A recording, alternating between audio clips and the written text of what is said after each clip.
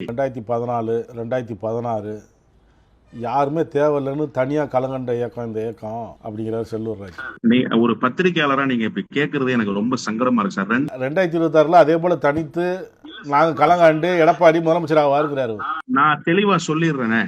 2014 அதிமுகவுக்கு பொதுச் செயலாளர் ஜெயலலிதா, 2016 அதிமுகவுக்கு பொதுச் செயலாளர் ஜெயலலிதா, 2014 கூட்டணி கட்சிகள் இருந்தன. தமிமுன் அன்சாரி இருந்தார், கருணாஸ் இருந்தார், தனியரசு இருந்தார், ஷேக் தாவூத் என்பவர் இருந்தார். இவர்கள் எல்லோரையும் இரட்டை இலை சின்னத்தில் நிக்க வைத்து 234 தொகுதியிலும் இரட்டை இலை சின்னம் போட்டியிடும் என்கிற நிலையை உருவாக்கியவர் ஜெயலலிதா.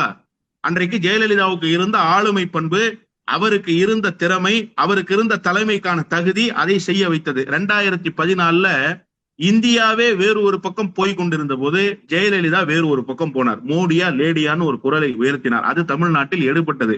அந்த தெம்பு, திராணி, துணிச்சல் எல்லாம் ஜெயலலிதாவுக்கு இருந்தது. எடப்பாடி பழனிசாமிக்கு இருக்கா? இன்னொன்று நீங்க நல்லா யோசிச்சு பாருங்க.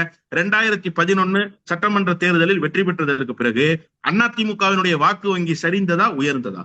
இப்ப எடப்பாடி பழனிசாமி 2021 தோல்வி அடைந்ததற்கு பிறகு அதிமுகவினுடைய வாக்கு வங்கி சரிந்திருக்கிறதா உயர்ந்திருக்கிறதா? ஆர்கே நகர் இடைத்தேர்தலில் வெற்றி பெற்றீங்கல்ல சார்.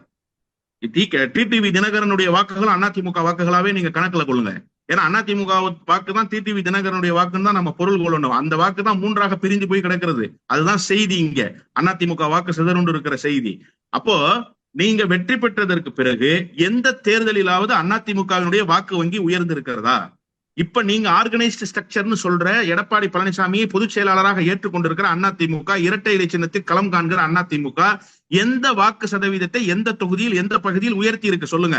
சட்டமன்ற தேர்தலில் பெற்ற வாக்குகளை விட இந்த நாடாளுமன்ற தேர்தலில் ஒவ்வொரு சட்டமன்ற தொகுதிக்கு குறைவான வாக்குகளை பெற்றிருக்கிறீங்களே. 200 தொகுதிகளுக்கு மேல.